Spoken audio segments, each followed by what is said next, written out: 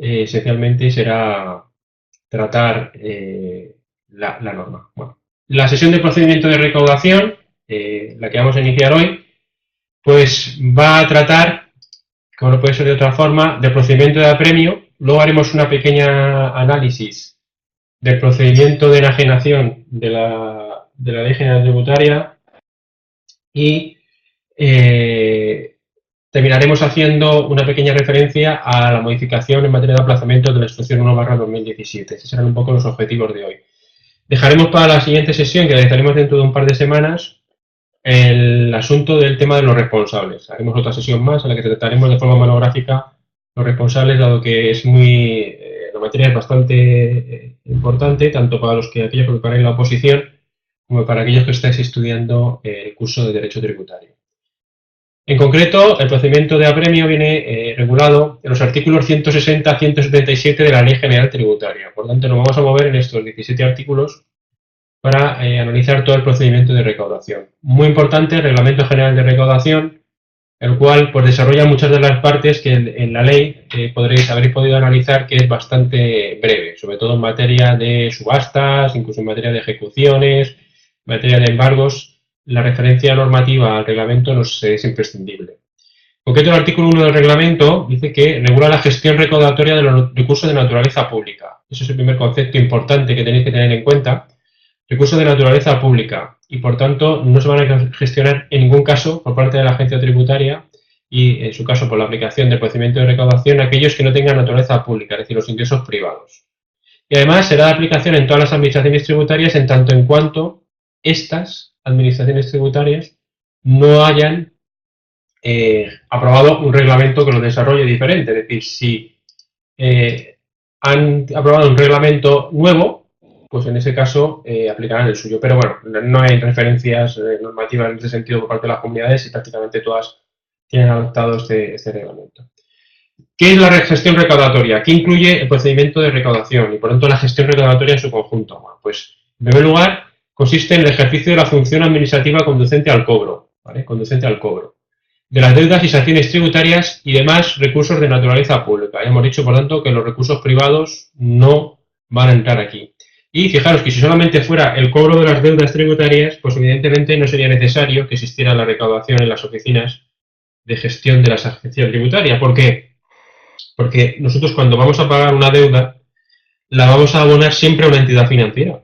No existen las cajas, como ahora veremos, no existen las cajas pagadoras dentro de las propias oficinas. Por lo tanto, si solamente se dedicara a la gestión, a la acción mera de cobrar deudas, pues no sería necesaria la gestión recaudatoria. Pero ese concepto de gestión recaudatoria establece ya la norma que va a poder realizarse no solamente para el cobro de las deudas, sino que va a distinguir ya periodos de pago. Va a distinguir en primer lugar la gestión recaudatoria para realizarse tanto en periodo voluntario como en periodo ejecutivo. Por tanto, ojo, porque la gestión recaudatoria ya prevé dos modalidades o dos situaciones en las que nos podemos encontrar. La primera de ellas se trataría de deudas en periodo voluntario y la otra en periodo ejecutivo. El periodo voluntario será aquello que ya conocéis del artículo 62 de la Ley General Tributaria, es decir, las deudas en periodo voluntario mediante el pago o cumplimiento del obligado tributario dentro del plazo del artículo 62 de la Ley General Tributaria. O deudas en periodo ejecutivo mediante el pago o cumplimiento espontáneo del obligado tributario o en su defecto a través del procedimiento administrativo de apremio. Es decir, transcurrido el periodo voluntario, el obligado tributario puede en cualquier momento posterior al plazo previsto en el artículo 62.2, en cualquier momento posterior, puede pagar la deuda. Y ahora veremos que en función del momento en el que el obligado tributario decida pagar esa deuda, nos vamos a encontrar con un recargo del artículo 28 de la Ley General Tributaria que va a ser diferente. Y fijaros, dice, el caso de cumplimiento espontáneo serán aplicable el recargo del artículo 27. ¿Qué significa esto? Pues esto significa, ni más ni menos, que son compatibles los recargos del artículo 27 y del artículo 28 de la Ley General Tributaria. Es una duda que me habéis planteado muchísimas veces, muchos de vosotros, si son compatibles o no son compatibles las recargos del artículo 27 y del artículo 28. Son compatibles entre sí porque el artículo 27 solamente va a actuar en aquellos casos en que se presenta una autoliquidación fuera de plazo. Por lo tanto, el artículo 27 lo que va a hacer es un recargo que es por la presentación extemporánea. Y luego, si además de esa presentación extemporánea no se presenta, no se paga en el momento de la presentación, se inicia el periodo ejecutivo y, por tanto, vamos a tener recargos del artículo 28. El artículo 27 lo regida los órganos de gestión tributaria, porque los órganos de gestión tributaria se encargan de la gestión de la presentación de autoliquidaciones. Si un contribuyente presenta fuera de plazo el IRPF, pues va a haber un recargo del artículo 27 de la Ley General Tributaria. Y si además de presentar fuera de plazo no abona esa deuda, va a haber un recargo del artículo 28 de la Ley General Tributaria. Por tanto, son compatibles entre sí y los del artículo 27 los generan los órganos de gestión y los del artículo 28 los generan los de los órganos de recaudación. Los órganos de recaudación, ¿quiénes son? Los órganos de recaudación son en la Agencia Estatal de la Administración Tributaria, pues la propia agencia, como no puede ser de otra forma, y está integrada por recursos del sistema tributario estatal, aduanero, en periodo voluntario, en periodo ejecutivo, otros recursos de naturaleza pública, recursos de naturaleza pública de las administraciones públicas nacionales cuya gestión tenga atribuida la administración por convenio y recursos propios de la Unión Europea. Todos estos recursos son los que va a gestionar la Agencia Estatal de la Administración Tributaria. Por tanto, nuevamente serán deudas estatales, deudas autonómicas en periodo ejecutivo, deudas de los entes locales cuando se haya firmado un convenio y deudas de otros países de la Unión Europea en el marco de la asistencia mutua. Entonces serán las deudas que inicialmente vamos a ser la agencia tributaria el órgano competente para cobrar. Órganos operativos, pues vamos a tener en la esfera central, tenemos dos, la Delegación Central de Grandes Contribuyentes y la Dependencia de Asistencia, y dentro de ella, la Dependencia de Asistencia y Servicios Tributarios, y en la esfera territorial, pues vamos a tener las delegaciones de la agencia tributaria, delegaciones especiales y delegaciones de la agencia tributaria, así como los servicios de recaudación. También tienen funciones recaudatorias respecto a los ingresos de naturaleza pública que tengan atribuidos la Dirección General del Tesoro, las delegaciones de Economía y Hacienda, órganos de la Administración Tributaria del Estado y sus organismos autónomos y entidades públicas. Se van a encargar de tasas en periodo voluntario, otros recursos de naturaleza pública en periodo voluntario. Por tanto, fijaros que en esa situación, en esos casos, nos encontramos ante una situación en la que vamos a tener contribuyentes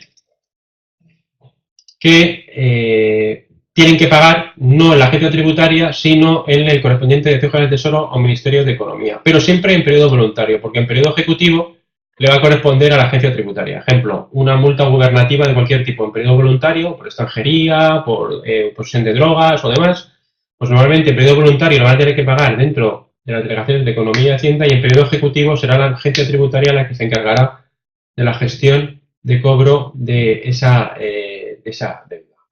Por tanto, la situación, tal y como la tenemos, provoca que sea la agencia, ¿vale?, por convenio o por ley, la que se encargue del cobro. El artículo 7 y el artículo 8 prevé la posibilidad de que las comunidades autónomas se encarguen de la gestión de sus propios ingresos.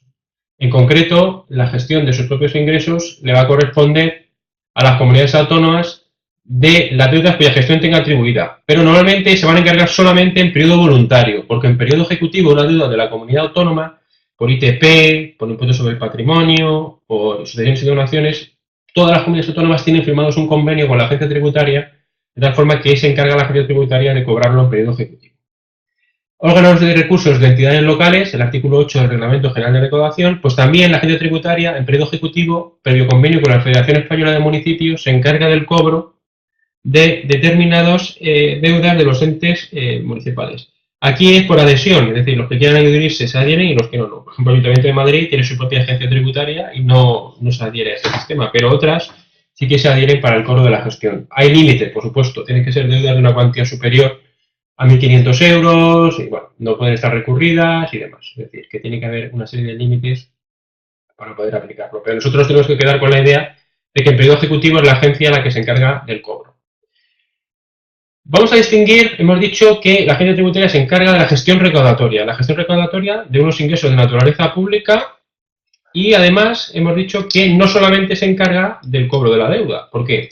Porque lo que está previsto como entidades colaboradoras, entidades que prestan el servicio de caja, son aquellos bancos y entidades financieras, las entidades de crédito, que prestan servicios de entidades colaboradoras. Por tanto, todos los bancos que reciben un pago a cuenta de los impuestos satisfechos a favor de la agencia tributaria tienen la condición de entidad colaboradora. Y no de servicio de caja, porque el servicio de caja implicaría que existiera en la oficina, dentro de cada una de las oficinas, una entidad que se encargara de la gestión del cobro. No existe actualmente el servicio de caja, aunque sí se prevé en el Reglamento General de Recaudación, porque existió hasta a principios de los años 2000, existió las cajas en las propias oficinas. Por tanto, el servicio de caja como tal no existen entidades, salvo alguna excepción en algunas aduanas, pero todas las entidades que nosotros entendemos como entidades colaboradoras son todas aquellas que, mediante la firma de un convenio con la agencia tributaria y comprometiéndose a una serie de requisitos técnicos, materiales y formales en cuanto a la información y plazos de ingreso, pues esas entidades que firman el convenio de colaboración con la agencia tributaria van a permitir que reciban ingresos en nombre de la agencia tributaria. Pero en ningún caso, y muy importante, en ningún caso tienen la naturaleza de organismos públicos. No tienen la naturaleza de organismos públicos. Por tanto, no se puede alegar que hemos presentado ante un banco y considerar que eso es organismo público. No tienen la naturaleza de administración tributaria. Solamente son entidades colaboradoras que se encargan de la recepción y cobro de determinados impuestos. Importante.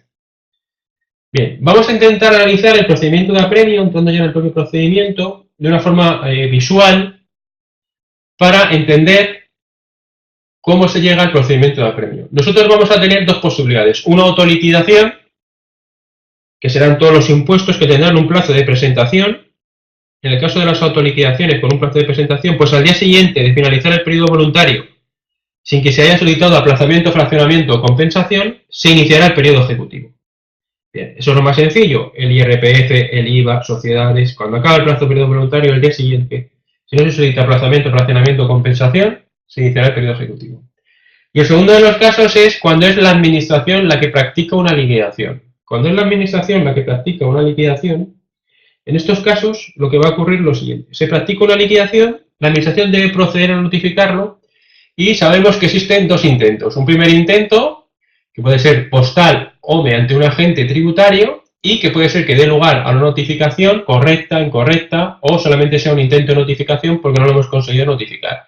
Aquí deberíamos añadir, en su caso, pero no lo hemos introducido, la posibilidad de notificaciones electrónicas o la obligatoriedad de notificaciones electrónicas para las entidades de la Ley 39/2015, es decir, entidades con personalidad jurídica, como son sociedades anónimas, sociedades limitadas, todas las personas jurídicas y las entidades en régimen de atribución de rentas, como pueden ser las comunidades de bienes, las comunidades de propietarios y demás, la 35.4, que están obligadas por ley a notificarse de manera electrónica por parte de la agencia tributaria.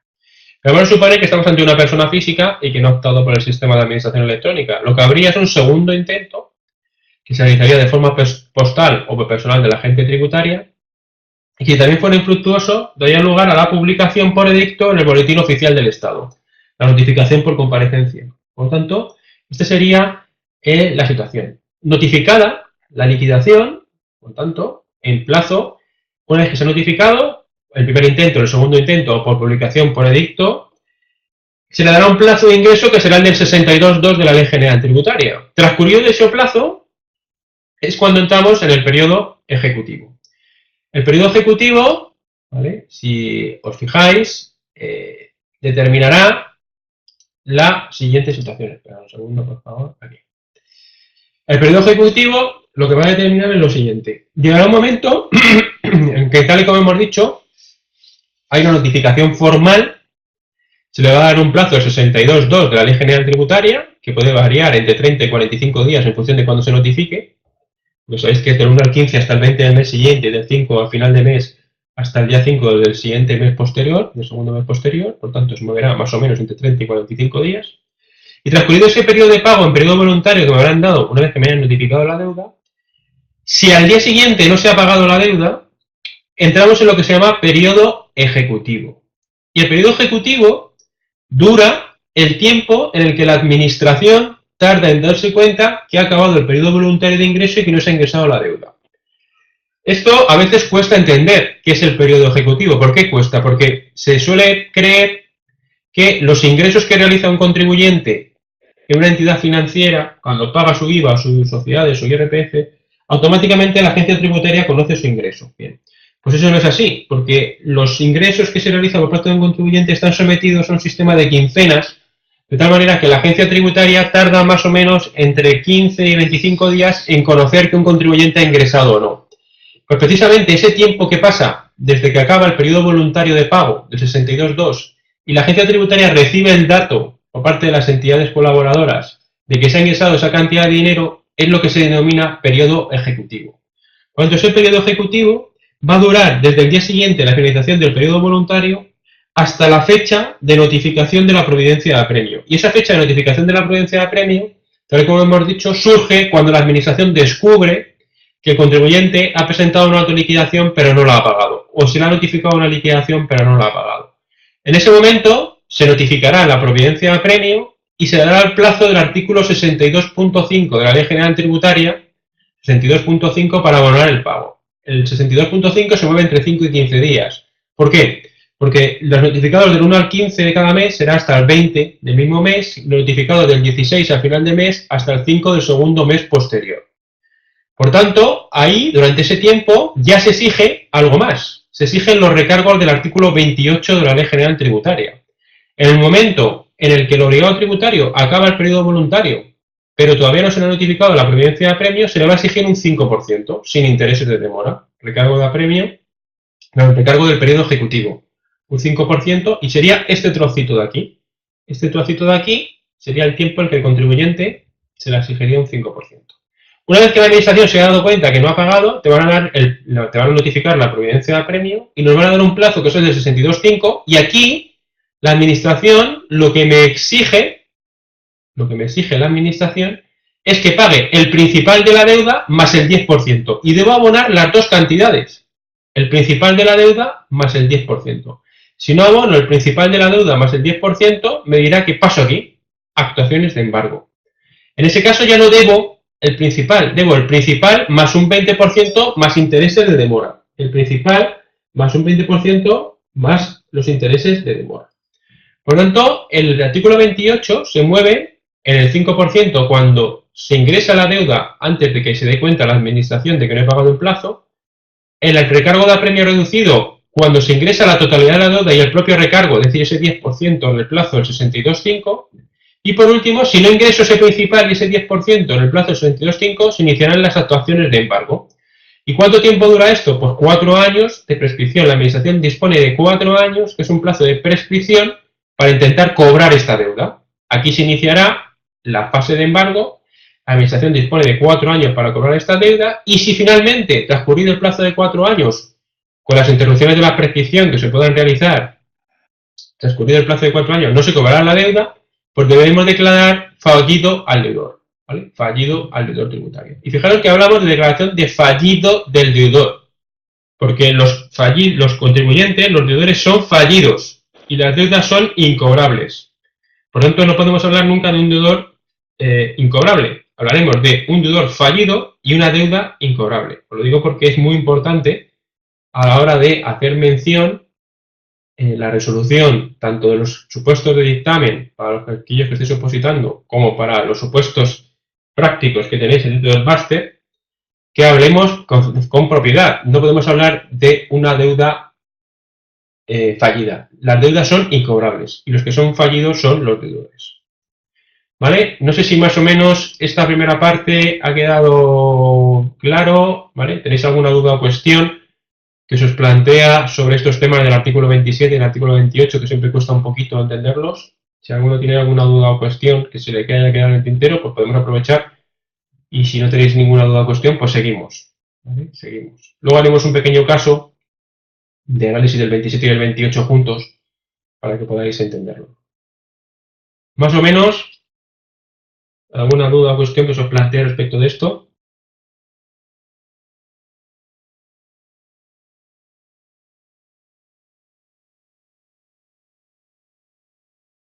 ¿Ninguna duda? ¿Todos lo conocéis? Bien, pues como no tenéis dudas, os lo voy a plantear yo. ¿Vale? Vamos a ver.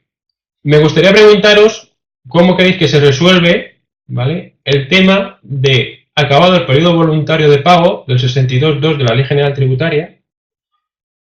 Aquí el contribuyente lo único que tendrá será una liquidación practicada por la Administración o una autoliquidación presentada por él. Bien. Y aquí hemos dicho que hay un recargo del periodo ejecutivo del 5%. La pregunta es, ¿y con qué carta de pago he pago yo ese recargo? Porque todavía la Administración no se ha dado cuenta que no he pagado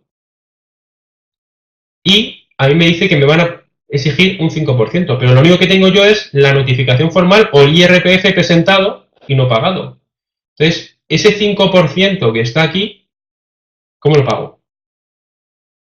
¿Lo tengo que pagar en el momento que me acerco al banco a pagarlo?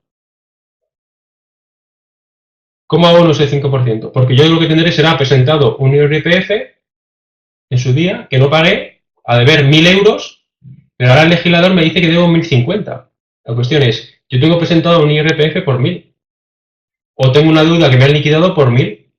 ¿Cómo pago esos 50? Si yo no tengo una carta de pago para abonarlo, ¿cómo los pago?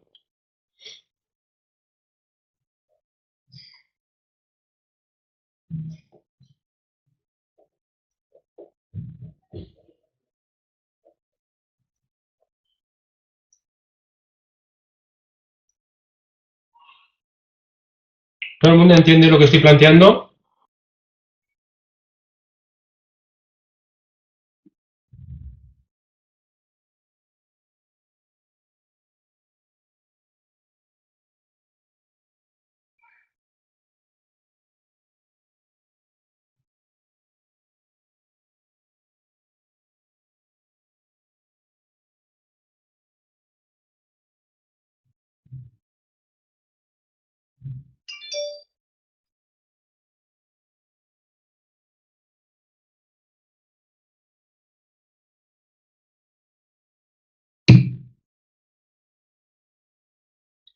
Claro, la cuestión es, ese 5% que ya se ha devengado, ¿vale?, ¿qué hacemos con él? Porque necesitaré una carta de pago. Bueno, pues como bien indica Felipe, la idea es clara. Yo lo que haré será pagar con la carta de pago que tengo o la autoliquidación que he presentado, pagaré y luego cuando la Administración detecte que he pagado en este trocito de tiempo, pues me va a mandar una carta con ese recargo del periodo ejecutivo del 5% y me dará el plazo del 62.2 para abonar esa deuda. Por tanto, cuando yo ingreso en este trocito, pago el principal de la deuda y espero a que la Administración me notifique ese 5% de recargo. Sin embargo, si yo ya me han notificado la providencia de apremio, estoy en este trozo de aquí, la propia providencia de apremio, cuando me notifica la providencia de apremio, trae unas cartas de pago en el que viene el principal más el 10 o el 20% en función de cuando vaya a pagar. Por lo tanto, fijaros que cuando me notifica la providencia de apremio, en esa providencia de apremio sí que me adjunta la Administración Tributaria una carta de pago nueva, la que me dice, si pagas en este trocito el principal más el 10%, pues ya está, utiliza esta carta de pago. Si no pagas en este periodo de tiempo que te acabo de habilitar el principal más el 10%, tendrás que pagar el 20% y te lo voy a poder exigir durante todo este tiempo. ¿Vale? ¿Entendido la idea de cómo funciona el 5%? ¿Vale? Eso es. Perfecto. Marvin, ¿lo tienes entendido?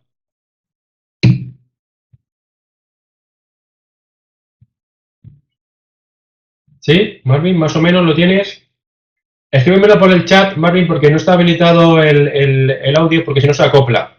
Entonces, todas las dudas que tengas, si te parece, me las dices por el chat, Marvin.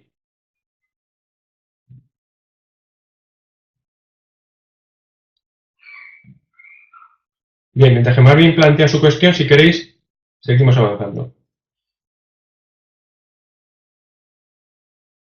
Dentro del procedimiento de apremio, nosotros vamos a distinguir, ya hemos distinguido, ¿vale?, la existencia de un deudor principal al que le vamos a poder exigir la deuda, procedimiento de apremio, si no lo paga. Otros obligados, que pueden exigirse la que pueden ser los sucesores de personas físicas o jurídicas. Y por último, los responsables solidarios o los responsables subsidiarios. Esta parte de aquí será la que trataremos en la última sesión, la sesión de dentro de un par de semanas. Y la parte de aquí es la que vamos a tratar hoy, el deudor principal, y en la próxima sesión trataremos esta parte de aquí de los responsables solidarios y de los responsables subsidiarios. Bien. Una vez que hemos iniciado el procedimiento administrativo de apremio, tenemos que ver qué facultades tienen los órganos de recaudación para ejercer esa función de gestión recaudatoria. En concreto, el artículo 162 de la Ley General Tributaria y el artículo 10 del reglamento establece que los funcionarios que desempeñan funciones de recaudación son considerados agentes de la autoridad y tendrán las facultades del artículo 142, es decir, las mismas facultades que los órganos inspectores. ¿Esto qué le permite? Pues le permite, entre otras cosas, desplazarse al lugar donde el obligado tributario desarrolla la actividad, le permite pedir contabilidad, extraer libros de registros y pedir contabilidad, y le permite tener acciones de investigación y comprobación, en el sentido de búsqueda de bienes y derechos patrimoniales para satisfacer la deuda pendiente. Además, existen las medidas cautelares del artículo 146 de la Ley General Tributaria, que son las que prevén para los órganos de inspección, y unas particulares que son las recogidas en el artículo 81 de la Ley General Tributaria. Por tanto, puede hacer lo de la inspección y además buscar bienes y derechos y adoptar medidas cautelares sobre sus bienes y derechos. Podrán obtener información en los términos previstos en el artículo 93 y 94 de la ley, y los obligados tributarios están obligados a atenderles y prestarles la debida colaboración en el cumplimiento de sus funciones. Por lo tanto, vemos que son las funciones de los órganos de inspección y las que adicionalmente se le otorgan a los órganos de recaudación para la búsqueda, aseguramiento y cobro de las deudas tributarias. Por lo tanto, actúan en un doble sentido, de investigación y de actuaciones. Bien. Periodo de recaudación, ya los hemos mencionado. El artículo 68 del Reglamento General de Recaudación establece que la recaudación se iniciará en periodo voluntario para las deudas de que sean autoliquidadas el día siguiente del fin del periodo voluntario de presentación de la deuda. Para las deudas notificadas por la Administración, los plazos del 62.2, y para autoliquidaciones extemporáneas al día siguiente, ¿vale? Para las autoliquidaciones extemporáneas al día siguiente de la presentación extemporánea sin ingreso. Y eso también me interesa que lo tengamos muy claro.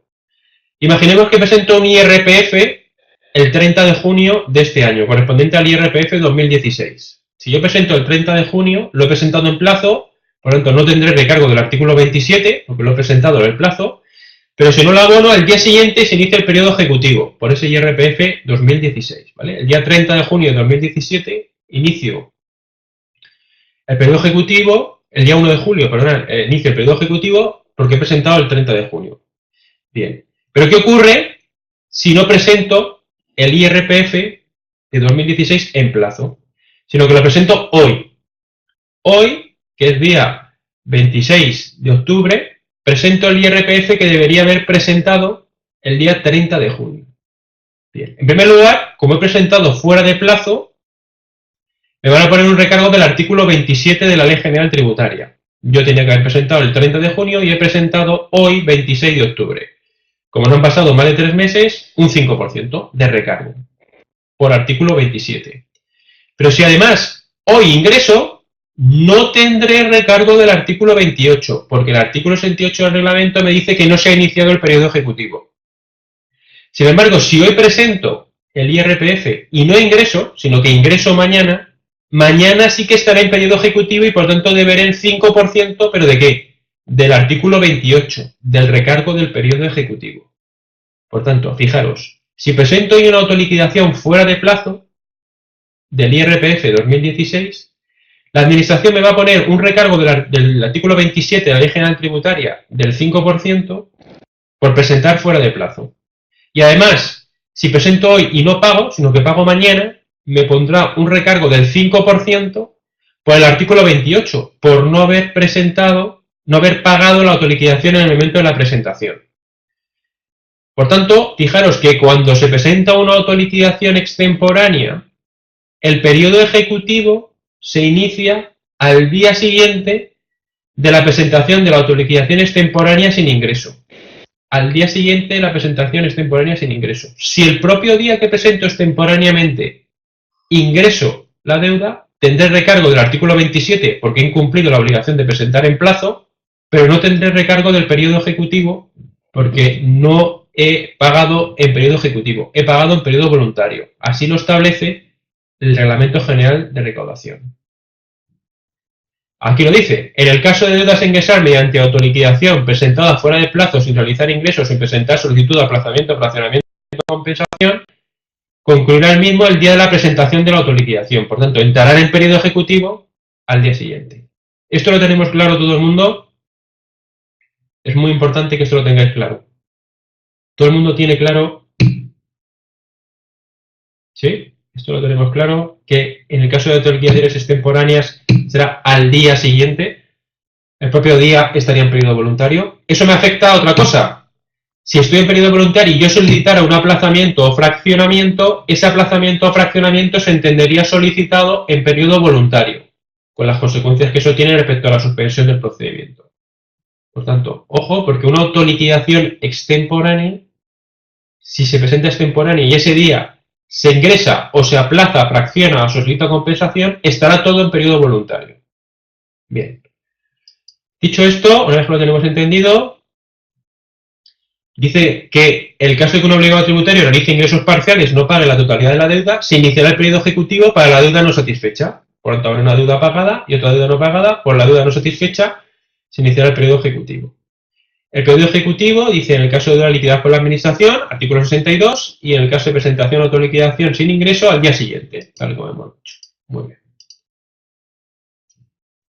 El procedimiento de recaudación, hay varias cuestiones respecto de cómo se suspende, si se puede suspender y cuándo. Bien.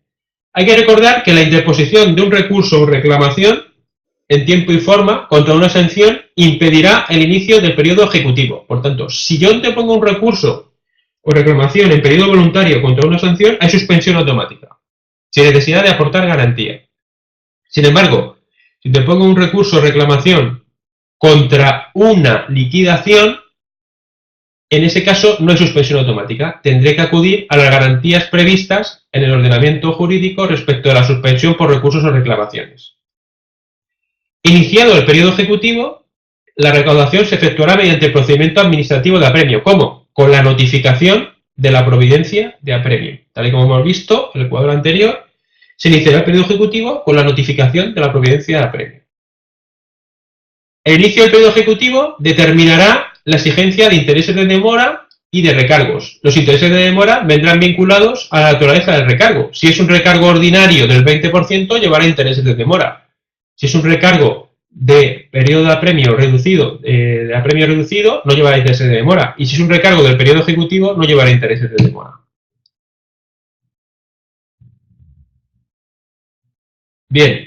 En el caso de que presentes un IVA e ingresar en las retenciones del trabajo personal y solicitas aplazamiento o fraccionamiento, lo que establece el legislador es que las retenciones del trabajo personal, en concreto, no son aplazables. Por lo tanto, al ser no aplazables, esa solicitud se inadmite. Y al haberse inadmitido la solicitud, estás en periodo ejecutivo. Pero no porque no se incumpla la norma que dice la Ley General Tributaria de que si presenta solicitud de aplazamiento o fraccionamiento, ese día está en periodo voluntario, sino porque la norma específica para los aplazamientos y fraccionamientos, el artículo 65.2, establece que se inadmitirán las solicitudes de aplazamiento o fraccionamiento respecto de cantidades retenidas. Por tanto, no porque se inicie el periodo ejecutivo, sino porque el artículo 65.2, en virtud de los aplazamientos y fraccionamientos, establece que se inadmitirán esas solicitudes. Y si se inadmiten, el efecto que tienes es que están en periodo ejecutivo al día siguiente. Y respecto del IVA, el artículo 65.2 distingue dos supuestos. En primer lugar, el artículo 65.2 dice que con carácter general el IVA no es aplazable. Y por tanto, se inadmitirán las solicitudes de aplazamiento. Pero ahí el legislador ha abierto la mano y ha dicho lo siguiente. En primer lugar, tendrás que justificar que ese IVA repercutido no ha sido ingresado. Si ese IVA repercutido no ha sido ingresado, se tramitará el aplazamiento. Si no lo puedes justificar, se inadmitirá el aplazamiento. Por tanto, respecto a las solicitudes de IVA, se inadmiten siempre y cuando no se pueda probar que ese IVA repercutido no ha sido cobrado por parte del contribuyente. Si ha sido cobrado por parte del contribuyente, esa solicitud de aplazamiento de IVA sí que se tramitará y por lo tanto estará en periodo voluntario. Habrá que conceder o denegar. Respecto a las retenciones, ahí el legislador no ha abierto la mano. Dice que las retenciones son inaplazables. Al ser las retenciones inaplazables, yo puedo solicitar aplazamiento o fraccionamiento, pero cuando vaya a resolver, el funcionario que resuelve me lo tiene que inadmitir. Y por tanto, los efectos es que es como si no se hubiera presentado y por tanto que entras en periodo ejecutivo al día siguiente del fin del periodo voluntario. Como consecuencia de eso, los efectos son los mismos, pero no tienen la consideración jurídica idéntica. Una cosa es lo que establece para el inicio del periodo de apremio y otra cosa es cómo debemos resolver o tramitar las solicitudes de aplazamiento o fraccionamiento. ¿Ha quedado esto claro para todos?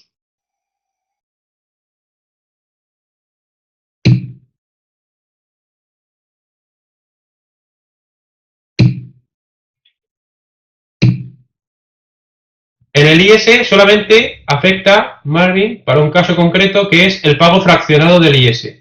El pago fraccionado del IS, el artículo 65.2 dice que tampoco es aplazable, con lo cual lo mismo efecto que las retenciones. Pero sí es aplazable el impuesto sobre sociedades. Por lo que no es aplazable son los pagos fraccionados del impuesto sobre sociedades. Sí es aplazable la propia cuota que salga de la liquidación del impuesto. En el caso de pagos fraccionados del impuesto sobre sociedades, la misma consecuencia que si se hubiera aplicado una retención o un ingreso a cuenta.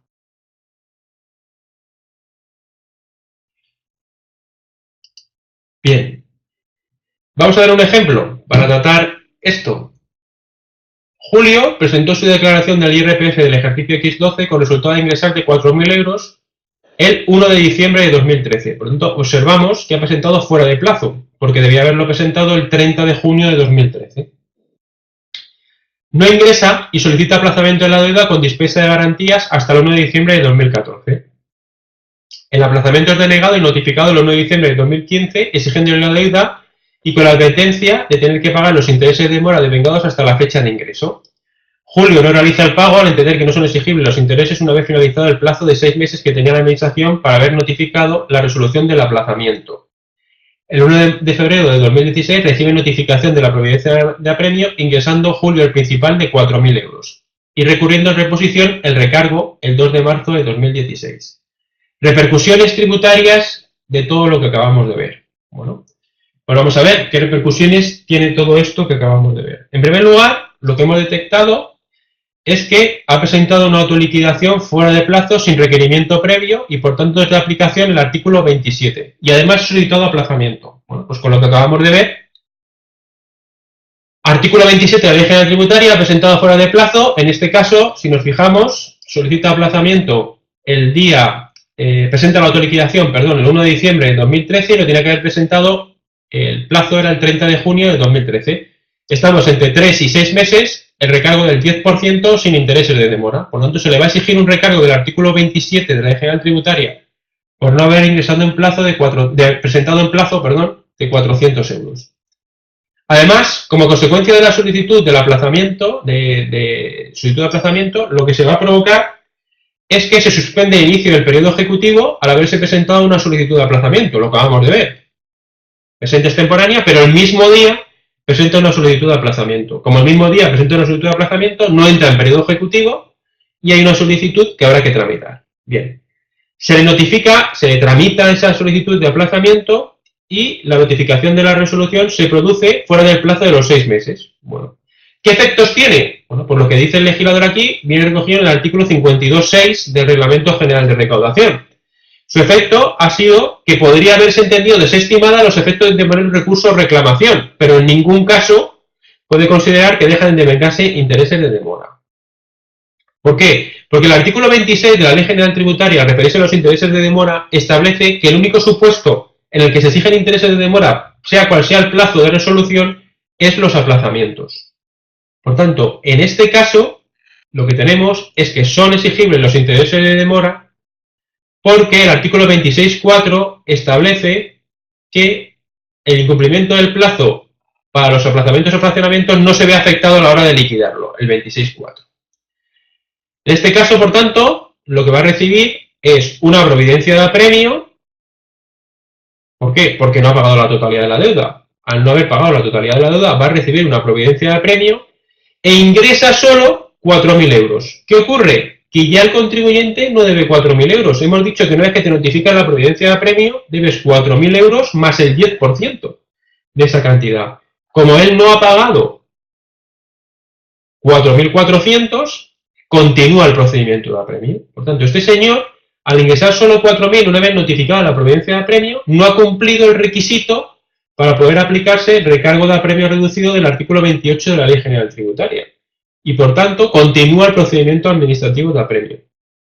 No puede aplicar el recargo de apremio reducido, se le va a exigir el recargo de apremio ordinario. Por tanto, el contribuyente va a tener que pagar 4.000 más 800 euros más intereses de demora del día siguiente a la finalización del periodo voluntario. Y de ahí descontará los 4.000 euros pagados. Por tanto, le quedarán pendientes de pago 800 más unos intereses de demora que ya se le liquidarán. En este caso, por tanto, el contribuyente, como consecuencia de no haber abonado los 4.400 euros, que era lo que debía cuando se le notificó la providencia de apremio, solo ha abonado el principal, continúa el procedimiento administrativo de apremio y ya debe 4.800 más intereses de demora, de los cuales ha pagado 4.000.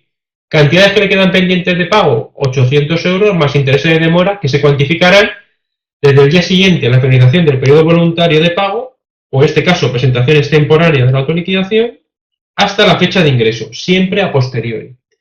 El recurso o reposición, además, debe inadmitirse. ¿Por qué? Porque haberse presentado fuera de plazo.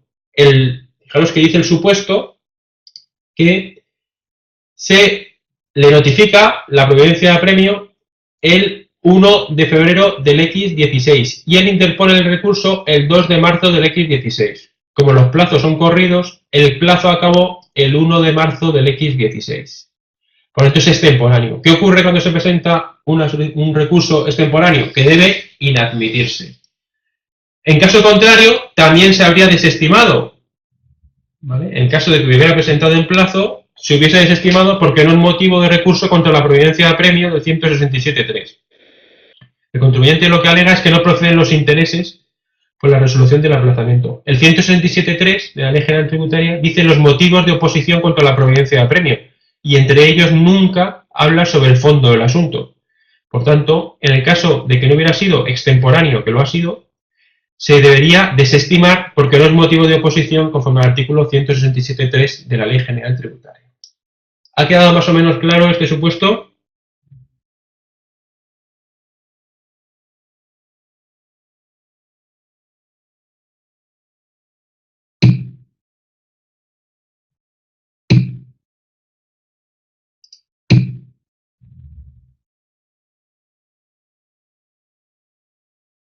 ¿Sí? Más o menos. ¿Lo tenemos? Bien. Fenomenal. Sí, no te preocupes, Alberto, porque esto, como se quedará grabado la presentación, puedes ir para adelante y para atrás todas las veces que quieras. Ya hemos recordado los lugares donde se puede ingresar en el Tesoro, no vamos a incidir más. Y vamos a empezar a tramitar, ¿vale? Para ir corriendo un poquito más, el carácter del procedimiento administrativo de apremio. Ya hemos visto cómo funciona el procedimiento administrativo de apremio y ahora lo que vamos a tratar es qué naturaleza tiene este procedimiento. Lo primero que tenéis que recordar es que es un procedimiento exclusivamente administrativo. Por tanto, le corresponde a la administración dirigir el procedimiento. El procedimiento no será acumulable con otros judiciales o con otros procedimientos de ejecución. No se pueden simultanear dos procedimientos. O ejecuta la administración o ejecuta el órgano judicial, pero no se pueden simultanear. Ahí está la concurrencia de procedimientos que viene recogida en la Ley General Tributaria, quién tiene preferencia para ejecutar, con independencia de quién tiene preferencia para cobrar, que luego veremos. El procedimiento administrativo de apremio se iniciará y se oficiará de oficio en todos sus trámites. Por tanto, es la administración la que tiene que impulsar este procedimiento. Concurrencia de procedimientos. ¿Qué ocurre? Hemos dicho, como acabamos de ver, que no pueden concurrir o no pueden realizarse a la vez dos procedimientos administrativos y judicial de forma simultánea. ¿Qué ocurre cuando dos órganos, el órgano judicial y el órgano administrativo, quieren ejecutar el procedimiento administrativo de apremio, el procedimiento de apremio? Bien. En el caso de concurrencia de procedimientos debemos aplicar el artículo 164 de la Ley General Tributaria y el artículo 123 del Reglamento General de Recaudación. En concreto, en caso de concurrencia de preferencia en materia de ejecución, lo que estamos hablando es el supuesto en el que una entidad financiera, por ejemplo, ha iniciado un procedimiento de ejecución hipotecaria respecto de una hipoteca. Y la administración va a iniciar o ha iniciado un procedimiento de enajenación, por lo tanto de ejecución, de un bien en el seno del procedimiento administrativo de apremio. La pregunta es, ¿quién tiene preferencia para ejecutar? ¿Quién debe subastar ese bien? ¿Quién debe ejecutar ese bien? Bien, lo que dice la norma es que cuando con otros procedimientos singulares, cualquier procedimiento de ejecución, el procedimiento de apremio será preferente si el embargo efectuado es el más antiguo. Por lo tanto, lo que iremos es a la diligencia de embargo y el embargo más antiguo es el que tiene preferencia para ejecutar. Lo que no significa que tenga preferencia para cobrar, porque ahí entran en juego las tercerías, en su caso. Por tanto, una cosa es quien tiene preferencia para ejecutar, que en el caso de que haya procedimientos singulares será la administración si su diligencia de embargo es la más antigua, pero es quien tiene derecho a cobrar, que entraremos en el régimen de prelación de cobros y en el régimen de tercerías en su caso. Cuando concurra con otros procedimientos concursales o universales de ejecución, el procedimiento de apremio será preferente siempre que la providencia de apremio se hubiera dictado con anterioridad a la fecha de la declaración de concurso. No, la reclamación económico-administrativa es un procedimiento administrativo de apremio, es decir, con la interposición de una reclamación económica no suspende la ejecución, salvo que trate sobre el fondo, es decir, sobre la liquidación. La reclamación económico-administrativa es una función administrativa y, por tanto, es un trámite del procedimiento. En el caso de que un contribuyente interponga una reclamación económico-administrativa, si lo que está discutiendo no es el fondo, por lo tanto no está discutiendo la liquidación, se puede ejecutar el bien. No se podrá ejecutar el bien, así lo establece la norma, en aquellos casos en los que existe una reclamación económico-administrativa en el que se esté discutiendo la existencia de la deuda, es decir, el fondo, la liquidación. En esos casos se puede iniciar actuaciones de embargo y no ejecutarlas. Por tanto, si se presenta una reclamación económico-administrativa y lo que estamos discutiendo es si procede o no la providencia de apremio, es ejecutable. Es ejecutable porque no estamos discutiendo el fondo de la deuda, estamos discutiendo el procedimiento. Cuando concurra, aquí está lo que está pensando Marvin, es cuando concurra con entes externos. Y cuando concurre con un ente externo, como puede ser un juzgado, ¿vale? Un juzgado. En este caso es un procedimiento singular, de ejecución hipotecaria, por ejemplo, preferencia de agencia sin embargo más antiguo. Y providencia de apremio, si hubiera dictado la fecha con la fecha de la declaración de concurso, ¿vale? Eso es la obligación. ¿Ok? En el caso de concurso de acreedores, se aplicará lo dispuesto en la ley concursal, ¿vale? Por tanto, muy importante, en materia de concurso de acreedores tenemos que ir a lo que establezca la ley concursal y lo que dice la norma respecto de existiendo la posibilidad de un derecho de abstención de la administración o también la posibilidad de adherirse al convenio, pero todo dentro del margen, ¿vale? Dentro del margen de la ley 22/2003, por lo tanto al margen de la ley general tributaria. Bien.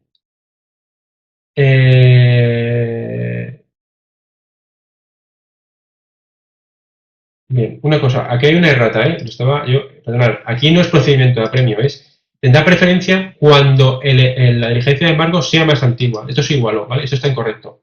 Aquí hay un error. Cuando concurra con otros procedimientos concursales universales de ejecución, el procedimiento de apremio será preferente siempre, no que la providencia de apremio, porque esto fue de las modificaciones que se introdujo, sino siempre que la diligencia de embargo, ¿vale?, sea más antigua, ¿vale? Lo tenéis en el 164.2.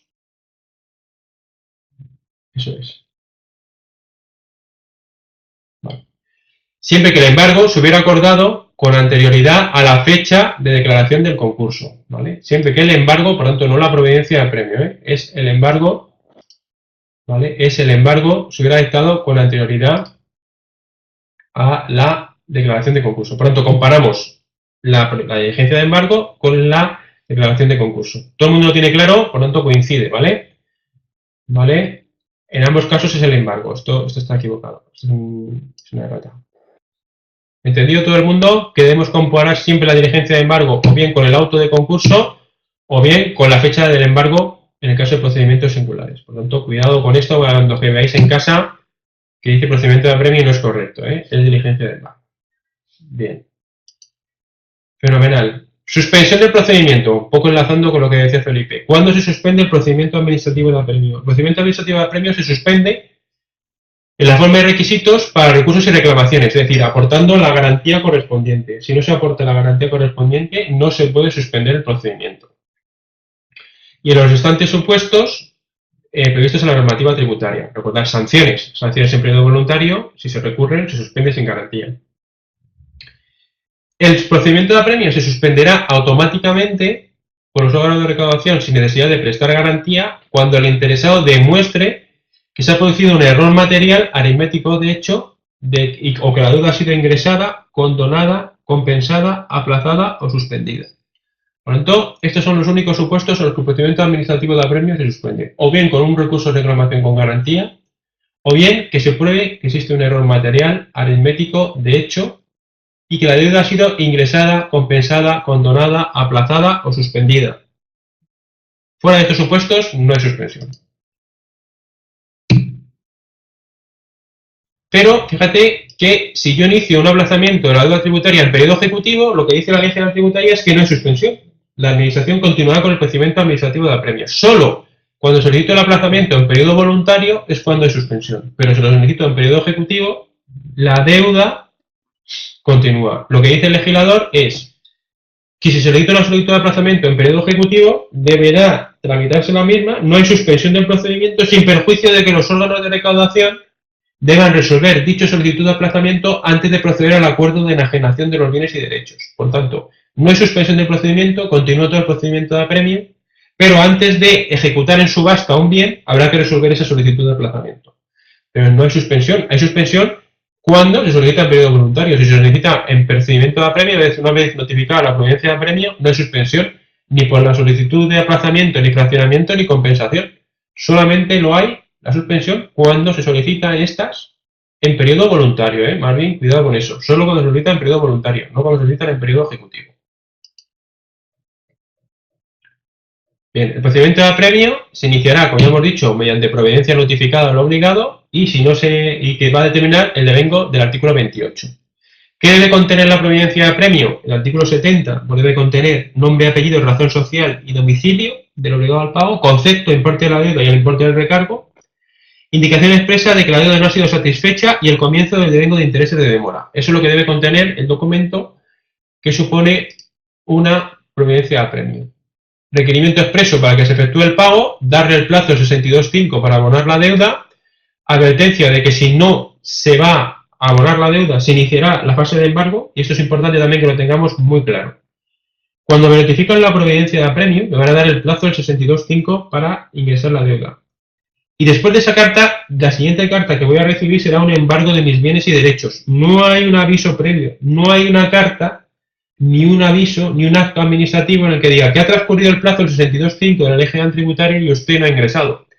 En la propia providencia de apremio, en el cuerpo de la providencia de apremio, se indica expresamente que transcurrido el periodo del 62.5 se iniciarán las actuaciones de embargo. Y solamente cuando haya actuaciones de embargo con carácter positivo, le van a ser objeto de notificación. Por lo tanto, mucha gente, cuando notifica la providencia de apremio, dice, vale, no pago, y luego esperan que le manden una carta diciéndole que le vamos a empezar a embargar. Pues no, lo que se le mandará una carta diciéndole que le hemos embargado, no que se le va a empezar a embargar. Usted ya lo sabe. ¿Dónde lo dice? En la providencia de apremio. La propia providencia de apremio establece que si en el plazo de 62.5 no se abona la deuda, se exigirá la misma mediante el procedimiento de embargo, sin más trámite.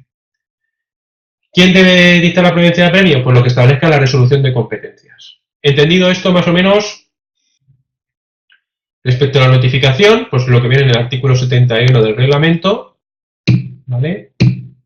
Lugar, repercusión, posibilidad de solicitar aplazamiento, la suspensión del procedimiento y las condiciones previstas y recursos que procedan contra la providencia de apremio. Bien, los recargos los conocemos todos, recargo del periodo ejecutivo, si se ingresa la totalidad de la deuda antes de que se notifique la providencia de apremio, totalidad de la deuda, si no, no estoy aquí, lo borro, no estoy aquí. Recargo de apremio reducido del 10%, si se satisface la deuda en el plazo de 62.5 y el propio recargo del 10%, lo acabamos de ver. El supuesto ingresaba solo el principal, no el 10%, tampoco estoy aquí. ¿Dónde estoy? En el 20% de intereses de demora. Los intereses de demora, conforme al artículo 72, desde el día siguiente de la finalización del periodo voluntario hasta la fecha de ingreso. Recordad que el recargo de apremio en sí no devenga intereses de demora, solo devenga intereses de demora el principal. El recargo de apremio, si debo 1.000, y 200 de recargo, mis intereses siempre girarán sobre 1000. Los 200 de recargo no generan intereses de demora. ¿Vale? Eso es importante que lo tengáis claro también. El propio recargo no genera intereses. ¿Qué ocurre si me notifican una providencia de apremio y no estoy de acuerdo con esa notificación? Bueno, son causas tasadas. El 167.3 son causas tasadas. Y por tanto, si no estoy en alguna de estas causas, lo que se va a producir por parte de la Administración es una inadmisión del recurso. Puedo oponerme a la providencia de apremio no por lo que se me ocurra, sino solamente por estas causas. En primer lugar, extinción total o prescripción de la deuda. La he pagado, ha sido anulada o está prescrita. En segundo lugar, solicitud de aplazamiento o fraccionamiento en periodo voluntario.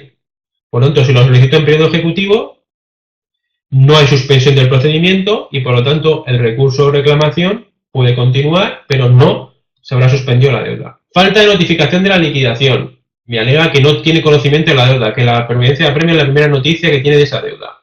Anulación de la liquidación o error o omisión en el contenido que impidan identificar del deudor o la deuda premiada, que impidan la identificación del deudor o de la deuda premiada. Bien. Fuera de estos casos, insisto, fuera de estos casos debemos inadmitir.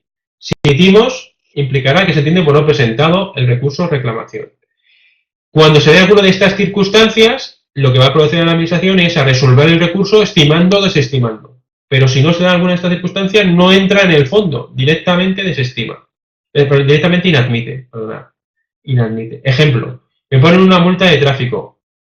Me han notificado de forma correcta. No solicité aplazamiento en su día. Está notificado y está identificado perfectamente todo. Y ahora lo que hago es, cuando recibo la providencia de apremio, alegar que entiendo que el radar que se ha utilizado no está homologado por la Dirección General de Tráfico para controlar la velocidad. Bien. Ese motivo de oposición no es ninguno del 167.3 y, por tanto, lo que va a hacer la Administración es inadmitirme el recurso.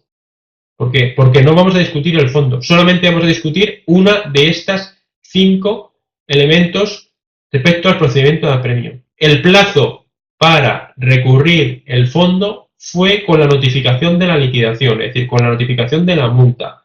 Transcurrido dicho plazo de un mes sin haber interpuesto recurso o reclamación, se convierte firme. Y ya solo es posible impugnar la providencia de apremio por alguna de las causas del 167.3. Si no estoy en ninguna del 167.3, me lo van a inadmitir.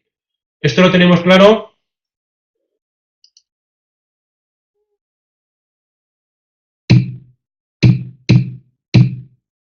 Perfecto.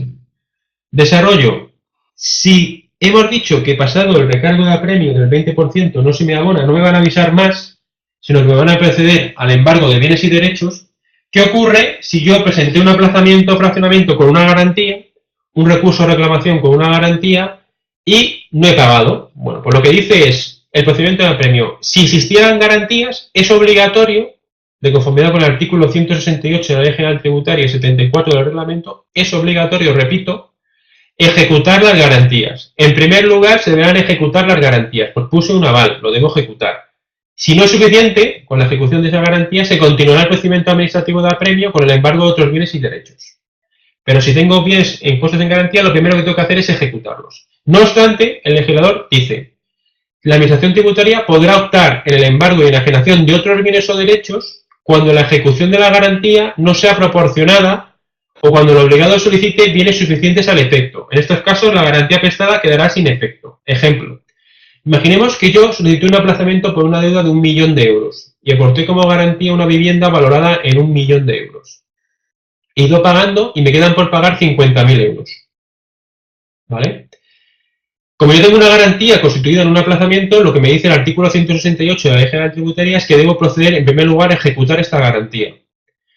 Pero el contribuyente lo que me manifiesta es que en vez de ejecutar esta garantía, me aporta un fondo de inversión en el que tiene 50.000 euros. Fijaros que puede resultar desproporcionado ejecutar una finca que tiene un valor de 1.000.000 de euros para cobrar 50.000 y devolverle 950.000 euros al contribuyente. Por lo tanto, este sería uno de los supuestos en los que la Administración podría, y volvemos a indicar esto, podría, no es obligatorio, ¿vale? Podrá optar, no es obligatorio, podría optar por embargarle el fondo de inversión y liberarle la garantía. Por tanto, la Administración es la que decide y podrá optar. En el caso de que exista desproporción, imaginaos lo que os digo, que era 1.000.000 y ahora quedan 50.000. Si yo ejecuto ese bien, voy a cobrar 50.000 y le voy a devolver 950.000. Puede haber desproporción en cuanto a la ejecución y el importe de la garantía a ejecutar. Este sería uno de los supuestos en los que el contribuyente podría solicitarle a la administración si considera que ese bien o derecho garantiza de forma igual a la garantía que tiene formalizada, sustituirlo uno por otro. ¿Entendido?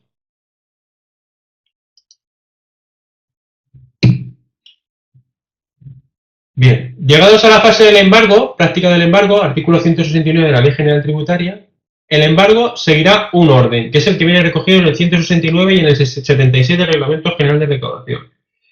Siempre con dos principios que deben regir, os lo digo para los supuestos prácticos. Siempre el principio de proporcionalidad y deberá cubrir el importe del principal, los intereses, los recargos y las costas. Principal, recargos, intereses y costas. Ese es el importe de la deuda que debe cubrir el embargo realizado. Si la administración y el obligado no hubieran acordado otro diferente, por tanto, previo no existencia de pacto entre partes, se seguirá, ¿vale?, el orden que se va a detallar a continuación. Pero fijaros que dice, salvo que la administración y el obligado hubieran acordado otro diferente, en cuyo caso se seguirá ese. Dice, si la administración y el obligado tributario no hubieran acordado otro orden diferente, dice, ¿cómo se embargarán los bienes? Pues se embargarán conforme lo que viene aquí y siguiendo los siguientes principios. En primer lugar, mayor facilidad de enajenación. Es más fácil enajenar una cuenta corriente, cobrar de una cuenta corriente, que enajenar con la venta de un vehículo. Por lo tanto, preferiblemente embargaremos bienes líquidos respecto de otros bienes que tardan más en ejecutarse. Y por otro lado, mayor onerosidad para el obligado tributario. Es decir, no es lo mismo coger una cuenta corriente y embargarle en el banco que quitarle el coche al contribuyente, quitarle su casa al contribuyente, quitarle otro tipo de bienes. En todo caso, se seguirá, dice, en otro caso, si no hay acuerdo entre partes, se seguirá el siguiente orden. En primer lugar, dinero en efectivo y cuentas abiertas en entidades de crédito. Lo más líquido, lo más sencillo. Créditos, efectos y valores y derechos a corto plazo. ¿Vale? Todo lo que sea a corto plazo es menos de un año. Todo lo que sea menos de un año sería a corto plazo. Sueldos, salarios y pensiones. Bienes inmuebles. Y me diréis, hombre, bienes inmuebles delante de intereses, rentas y frutos de toda especie. ¿Por qué? Porque el embargo de un bien inmueble lo que determina es una anotación en un registro de la propiedad, sin más. Cuando a alguien le embargan un inmueble, se anota una anotación en el registro de la propiedad. Por tanto, es un poco oneroso. Simplemente es una anotación registral. Lo que puede ser más gravoso es la ejecución del bien, pero aquí estamos hablando del orden de embargo, no del orden de ejecución. Por tanto, el embargo de un bien inmueble lo que implica no es que le quiten el bien inmueble, que tenga que entregar las llaves en ese momento, sino lo que implica es que se va a hacer una anotación en el registro para indicarle a terceros que ese bien se cuenta a efecto que está pendiente de pago de deudas a la agencia tributaria. Y posteriormente, en un procedimiento de enajenación, de subasta, se procederá a la ejecución del mismo. Por eso el legislador dice que se anote delante de intereses, rentas y frutos de toda especie, establecimientos mercantiles o industriales, metales preciosos, piedras finas, joyería, florería, antigüedades, bienes muebles y semovientes, ahí están los vehículos, créditos, efectos, valores y derechos realizables a largo plazo, entendiendo por el cual que supere un año, dice, siguiendo el orden establecido, se embargarán sucesivamente los bienes o derechos conocidos en ese momento por la administración tributaria hasta que se presuma cubierta la deuda. En todo caso, se embargarán en último lugar aquellos en los que sea necesaria entrar en el domicilio del obligado tributario. Por tanto, si hay que entrar en el domicilio del obligado tributario o domicilio constitucionalmente protegido, serán los últimos que embargaremos. Y ahora vamos a entrar en el tema que acabamos de decir, se embargarán sucesivamente los bienes y derechos conocidos. Entonces vamos a suponer que nos encontramos con un contribuyente al cual conocemos que tiene un bien inmueble y no conocemos ni cuentas, ni conocemos ni sueldos y salarios, ni efectos y valores y derechos a corto plazo, de tal forma que la administración procede a embargar ese bien inmueble. Una vez que se le notifica ese bien inmueble, el contribuyente nos recurre esa diligencia de embargo, ahora veremos, alegándonos que hemos incumplido la orden de embargo, el orden de embargo. ¿Por qué? Porque no hemos embargado dinero en efectivo, créditos, efectos y valores, sueldos, salarios y pensiones. Y nos enseña que tiene una cuenta corriente, ¿vale? Imaginaos que la deuda es de 100.000 euros. Y nos enseña una cuenta corriente con 100.000 euros. Bien. Pues la administración lo que tiene que hacer no es que lo haya hecho mal, es que los bienes conocidos en el momento del embargo eran esos. Si el contribuyente aporta a otros, lo que tiene que hacer es embargar esa cuenta y proceder al levantamiento, ¿vale?, del bien inmueble. Embargar esa cuenta y proceder al levantamiento del bien inmueble. No es porque lo haya hecho mal, sino simplemente porque no eran conocidos en ese momento. Ahora os planteo una duda y, por favor, me contestáis respecto al caso, pero el contribuyente tiene un bien inmueble. Sí, todo queda en el vídeo. Todo queda en el vídeo planteado. En el chat, simplemente en el chat. Vale. Bien. Imaginemos que tenemos un bien inmueble y embargado por 100.000 euros y el señor nos dice que hemos incumplido la orden de embargo y nos presenta una cuenta en la que tiene 1 euro. Nos dice que tenemos que levantar el embargo porque, como establece la norma, que debemos embargar primero sueldos, salarios y pensiones, créditos y derechos a corto plazo y cuentas corrientes en primer lugar, y no lo hemos embargado, es incorrecto y por tanto no procede ese embargo. ¿Qué respuesta deberíamos de darle?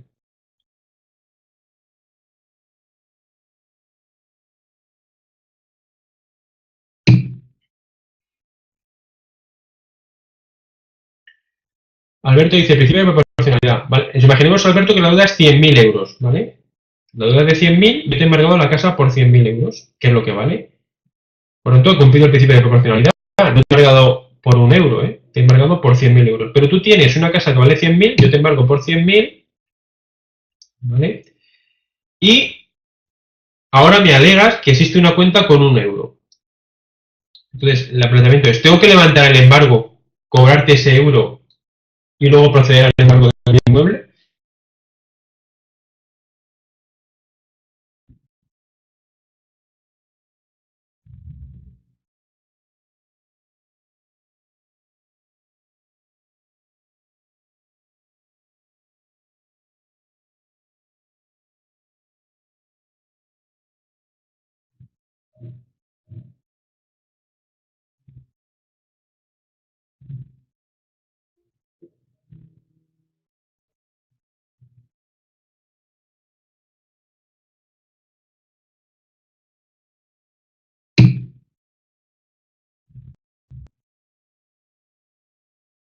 Sí, es similar. Lo único que aquí tendremos que decir es lo siguiente, ¿vale? Os lo digo porque en el caso práctico que os pueden poner, puede venir algo de este tipo, ¿no?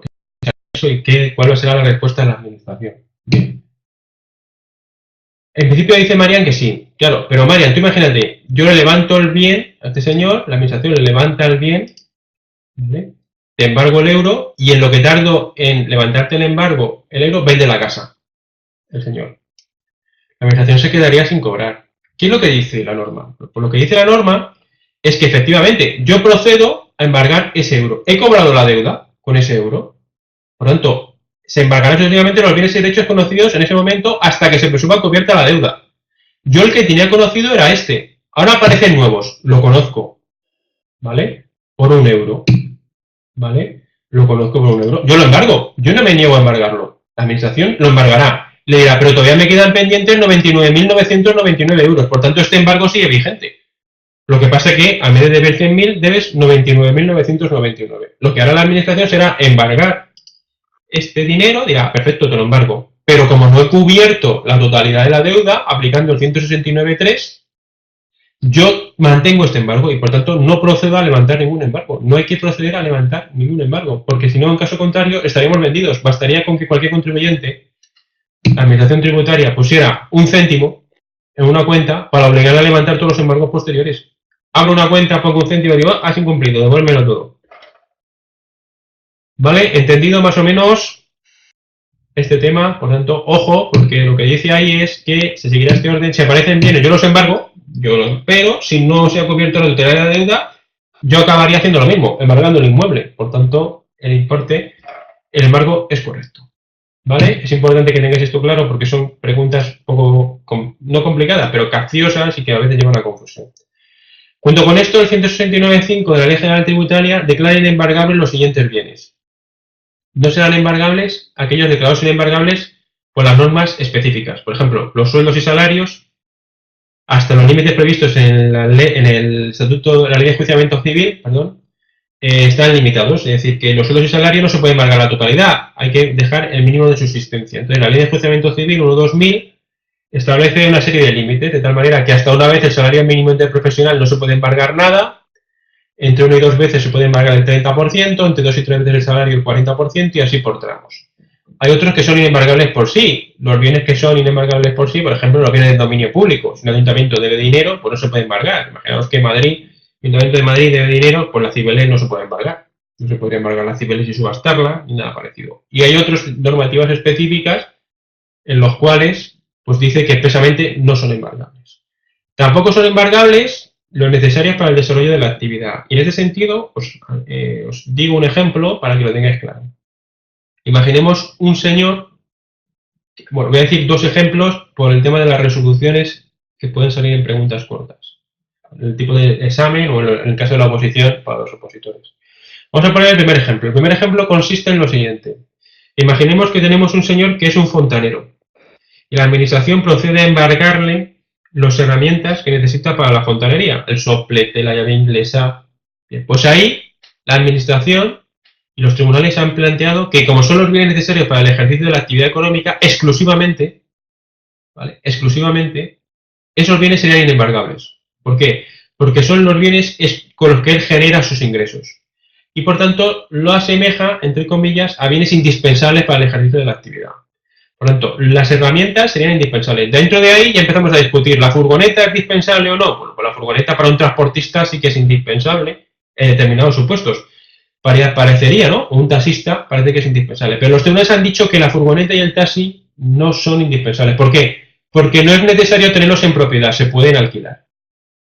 Por ese motivo, los medios de transporte nunca, ¿vale?, van a poder alegarse que son los medios necesarios para la obtención de los ingresos, porque lo que establece es que en ningún caso es necesario para el ejercicio de la actividad. Se pueden alquilar, se pueden obtener sin ser propietarios. Primer ejemplo. Segundo ejemplo en el que se han planteado los tribunales. ¿Qué ocurre cuando se trata de autónomos en los que no tienen sueldos y salarios y tienen facturación? ¿Se aplica el mínimo de la ley de enjuiciamiento civil?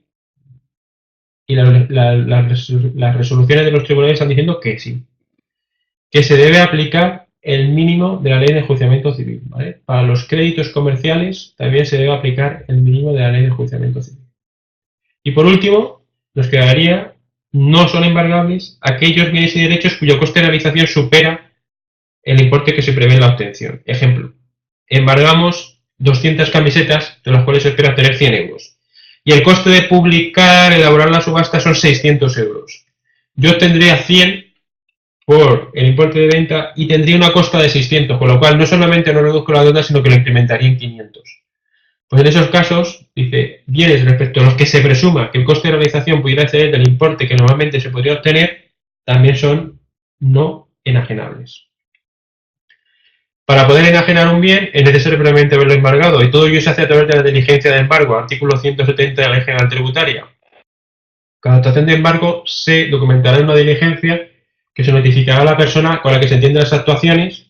Las deudas con el mismo podrán acumularse si no es una diligencia de embargo, todas las deudas, y el efectuado el embargo se deberá comunicar. Y esto, muy importante, conocer a quién hay que notificar las diligencias de embargo. Una vez que se ha embargado un bien, a quién hay que notificarles.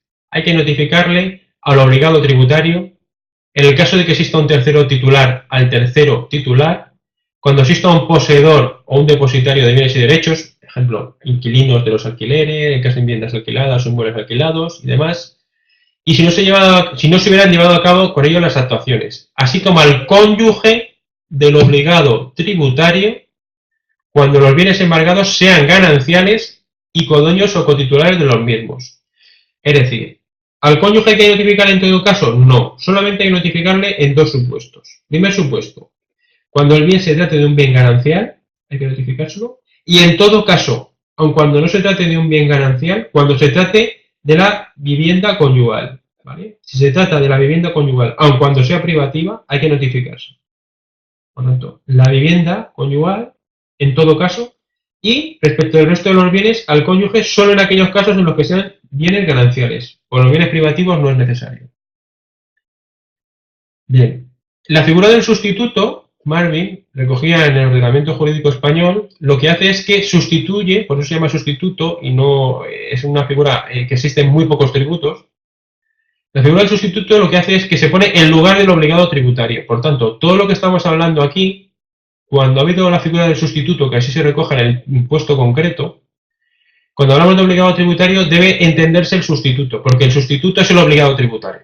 Por tanto, no afecta que sea sustituto o no, porque cuando hablamos de obligados tributarios, hablamos de los que son conforme al artículo 35 de la Ley General Tributaria, y además existe dentro de ello la figura del sustituto, que dice que sustituye de todos los efectos al obligado tributario. Por tanto, donde decimos obligado tributario, si hay un sustituto, debemos entender sustituto, pero no afecta para nada. ¿Vale? No afecta para nada. Perfecto. Oposición a la diligencia de embargo. Una vez que me notifican una diligencia de embargo, ¿qué puedo alegar? Ya lo hemos visto que contra la providencia de apremio solo el 167.3 y los supuestos del 167.3. Cuando lo que me están haciendo es notificar un embargo, contra la diligencia de embargo solo puedo alegar esto. Y si no estoy en estas 4 supuestos, me deben inadmitir el recurso. Por lo tanto, solo es admisible contra la diligencia de embargo uno de los siguientes motivos. En primer lugar, extinción de la deuda por prescripción o pago. La deuda está extinta, se ha pagado, no existe. En segundo lugar, falta de notificación ahora de la providencia de apremio. En el 167.3 era de la deuda involuntaria. En el 173 de la providencia de apremio. Si lo que me alega aquí, en la fase de embargo, es que no he notificado en voluntaria, se lo debo inadmitir. Porque el 173 solo me admite cuando alegan la falta de notificación. ¿Vale? Incumplimiento de las normas reguladoras del embargo contenidos en esta ley. El incumplimiento de las normas, lo que acabamos de decir, el orden de embargo, las personas a las que hay que notificar la diligencia de embargo, los elementos de la diligencia de embargo, o por último, la suspensión del procedimiento de recaudación.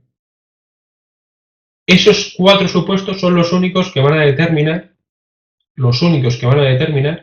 la posible admisión del recurso contra la diligencia de embargo. Ya hemos dicho que no hay suspensión, porque solamente había suspensión del procedimiento administrativo de apremio en aquellos casos tasados que hemos visto con anterioridad. Pero el planteamiento que tenemos aquí no es si me van a estimar o desestimar, sino vamos a ir un paso atrás. Vamos a ver si te admito el recurso o no te admito el recurso.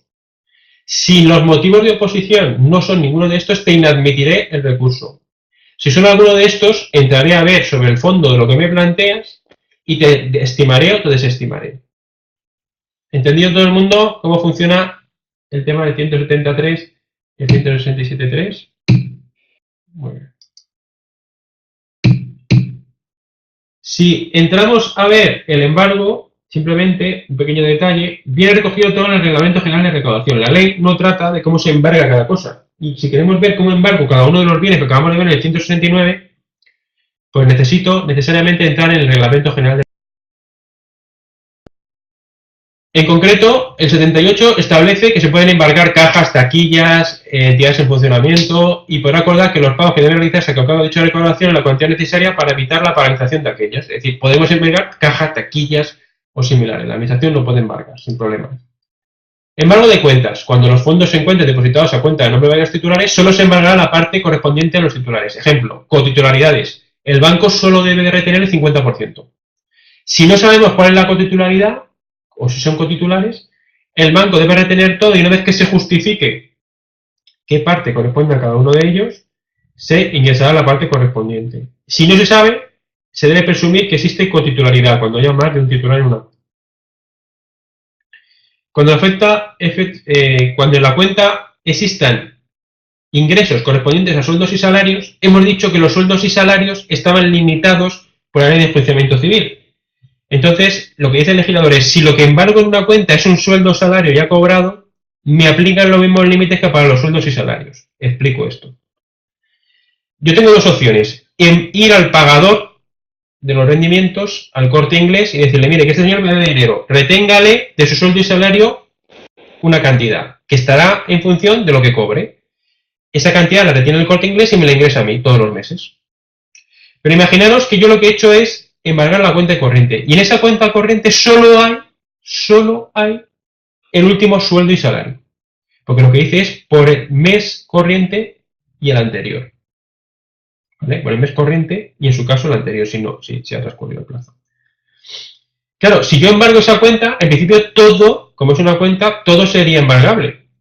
Pero ¿qué dice aquí el legislador? Dice que no, que como en esa cuenta solo hay sueldos y salarios, se deben aplicar los mismos límites que si yo hubiera embargado directamente en sede del pagador, es decir, en sede del Corte Inglés. Y por tanto, de esa cuenta solo será embargable los límites del salario mínimo interprofesional.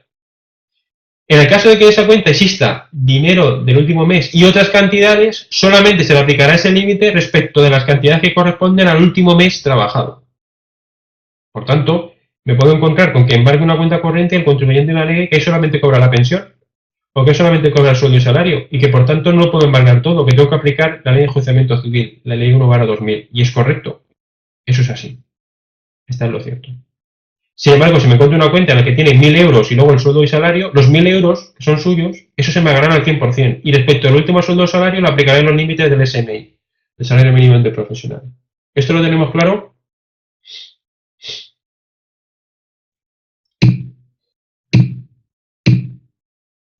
Muy bien. ¿Vale? Porque eso también es una pregunta que os podéis encontrar. Embargo de valores, pues muy sencillo. Se va a la entidad depositaria y se le pide que los retenga y en su caso los enajene. Normalmente serán entidades financieras, con lo cual se embargan. Y tienes acciones de Santander, pues se embargan y luego se le da orden para ejecución. Si se trata de valores no cotizados, pues se inscribirán en el registro de socios, en el libro de registro de socios, y luego pues el administrador deberá ejecutarlo o se sustarán en subasta pública. Embargo de créditos a corto plazo, los embargos de créditos comerciales, pues se le mandará a un tercero y se le dirá que a partir de este momento las cantidades que deba abonar a este señor no las debe abonar a ese señor, sino que se lo debe abonar a la agencia tributaria. Embargo de sueldos y salarios, bueno, pues aquí lo que os he planteado, ¿no? El límite de la ley de enjuiciamiento civil y tendrá que justificar la parte que le corresponda, que es embargable y no embargable. Embargo de bienes inmuebles. Embargo de bienes inmuebles hemos dicho que lo que se hace es una anotación y por tanto dice la norma, el artículo 172 y el artículo 83 a 88 del reglamento, que la administración tendrá derecho a que se practique anotación preventiva de embargo en el registro. Por lo tanto, el embargo es una anotación preventiva en el registro correspondiente. A tal efecto, el órgano de recaudación expedirá un mandamiento que será el mismo mandamiento que judicial. Es decir, el mandamiento de anotación de embargo que dicta la agencia tributaria, el órgano de recaudación, tiene los mismos efectos que si lo hubiera dictado un juez una orden de anotación. Y por tanto, los registradores deben anotar conforme a ese mandamiento. El registrador hará constar la nota al margen, la anotación de embargo y expedición de certificación. El embargo se notificará, y esto es importante, a las cargas posteriores a la anotación de embargo y anteriores a la nota marginal de expedición de la certificación. Bien. Por lo tanto, cuando hay un bien embargado, un bien inmueble, eso se notifica, dice aquí, a los titulares de cargas posteriores a la anotación de embargo. Y en el caso de que vayamos a ejecutar el bien y solicitemos un certificado de dominio y cargas, la ejecución se le debe comunicar a todos los posteriores. ¿Por qué? Porque si aplicamos la legislación hipotecaria, se va a producir lo que se denomina la purga hipotecaria. Todos los posteriores detrás del que está ejecutando van a cancelar su deuda y tendrán que, en su caso, pedir el embargo de sobrante, es decir, embargo de lo que sobre. Si no, pierden el derecho. Por lo tanto, en ejecución hipotecaria o ejecución de embargo, si hay acreedores posteriores y no se cobra la totalidad de la deuda por el ejecutante, los acreedores posteriores pierden el derecho. Por eso se le comunica, para que tengan la posibilidad de solicitar al que está ejecutando que si hay sobrante se lo guarden para ellos. Si hay sobrante se lo guarden para ellos. Embargo de frutos y rentas, artículo 89 del Reglamento General de Recaudación, podemos embargar los intereses y, si en caso de que estuviéramos embargando una tierra, por ejemplo agrícola, podemos embargar no solo la tierra física, sino los frutos que se obtienen de ella, los tomates, las manzanas, las naranjas, para poder enajenarlos. El embargo de establecimientos mercantiles, esto no es el embargo del bien inmueble, no es el embargo de las sillas, es el embargo del propio establecimiento, es decir, la gestión diaria. Cuando se ordena el embargo de establecimiento mercantil, o en general de bienes y derechos integrantes de una empresa, se aprecia que la continuidad de las personas que ejercen la dirección de actividad pudiera perjudicar la solvencia, existe la posibilidad de que la agencia tributaria se ponga a gestionar ese negocio. ¿Vale? Por tanto, puede haber un negocio fiscalizado por parte de la administración. Pues se quita al que estaba ahí de administrador y se pone en la agencia tributaria para gestionar ingresos y gastos y los sobrantes ingresarlos en el tesoro público. Entonces lo que hace es administrar esa sociedad. Los embargos de metales preciosos y antigüedades, pues por eso, por supuesto. Embargo de bienes muebles, automóviles, camiones, motocicletas, aeronaves. Se notificará el embargo al obligado tributario y se le exigirá que ponga la documentación y las llaves a favor de la administración. Como podéis imaginar, pues muchos, por no decir prácticamente ninguno, aporta ni la documentación ni las llaves. Eso no implica que no se puedan ejecutar los bienes, lo que se hará es que una vez que se te adjudican los bienes mediante subasta pública, si se procede a la ejecución del mismo, con el mandamiento de ejecución de subasta en el que se te adjudica el bien, en tráfico te hacen un duplicado de los papeles y la llave tendrás que ir al concesionario correspondiente para que te hagan una llave para poder abrir el coche. Por supuesto, puede ser objeto de depósito, precinta y demás todos estos bienes. Embargo de créditos a largo plazo, pues son todos aquellos que tienen un plazo no superior a 6 meses, ¿vale? Perdón, os he dicho 12 meses antes, son 6 meses, ¿eh? 6 meses el plazo a largo plazo. Vencimientos a largo plazo son cuando tienen más de 6 meses, ya se consideran a largo plazo y serían en el último lugar. ¿Por qué? Porque siguiendo el orden del 149, si os fijáis, 169, perdonad, si os fijáis, dice que sea menor onerosidad y mayor realización, facilidad de realización. Claro, un crédito que venza dentro de 7 años no es fácil de realizar, porque hasta dentro de 7 años no se va a poder ejecutar. Por ese motivo, se eligen o se dejan para el final los que sean realizables en un periodo más largo de tiempo. Esto es, en principio, todo el tema que tenemos relativo a los embargos de bienes. Solamente os planteo una cuestión, a ver si me la sabéis resolver, visto esto. Si nos plantearan en un ejercicio, si son embargables los planes de pensiones, ¿qué diríamos?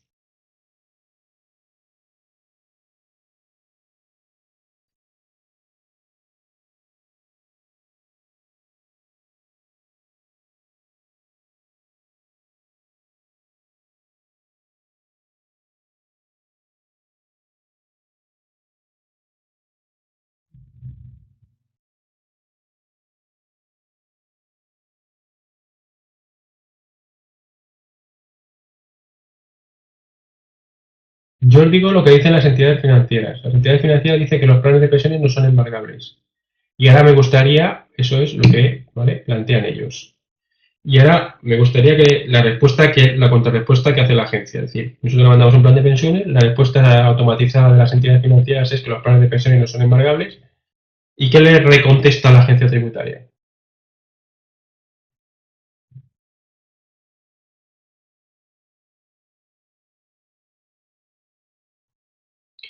Pues esencialmente, sí, lo que dice la norma es que no son, ¿vale?, embargables los planes de pensiones, ya lo sabemos, pero sí son los derechos liquidativos de esos planes de pensiones cuando sean realizables. Es decir, llegará un momento en el que se realizarán las contingencias de los planes y fondos de pensiones, es decir, jubilación, fallecimiento, enfermedad grave o paro de larga duración.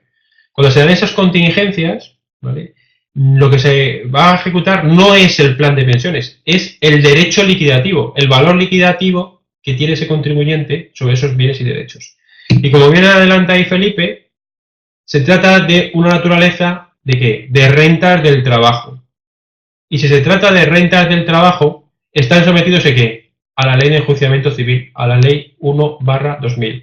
Por tanto, no son embargables los planes y fondos de pensiones, sí los derechos liquidativos que derivan de esos fondos o planes de pensiones del que corresponde la titularidad al obligado tributario, pero cuando se embargan estarán sometidos a los mismos límites que se prevé para las rentas del trabajo de la ley de enjuiciamiento civil 1/2000. ¿Entendido todos?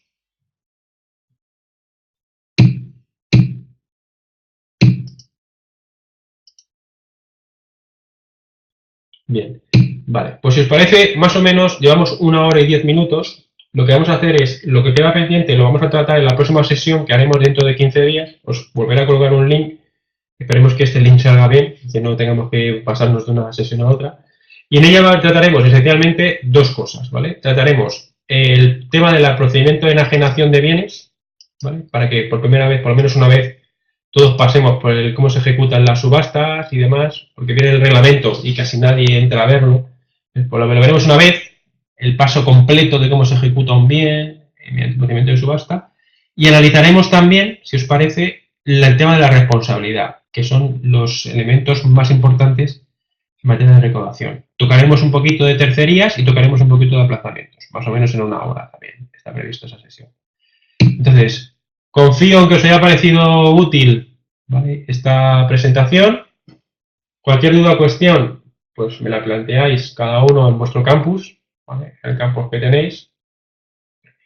Y nada, espero no haberos aburrido mucho, que os haya parecido interesante y pues continuaremos con con las sesiones de este tipo. Ya os comento que habrá otra de procedimiento de recaudación y habrá otras más relativas a varias partes, ¿no? Los compañeros que están en el máster, pues indicarles que hay una grabada de procedimiento de gestión que os la colgaré, ¿vale? Los que estéis en el máster de Complutense y Lodima, aprovecho para que os colgaré una que hicimos de procedimiento de gestión en la que se trata de forma similar a lo que hemos visto hoy, pero el procedimiento de gestión. Pues nada, muchas gracias a todos y nada, un placer.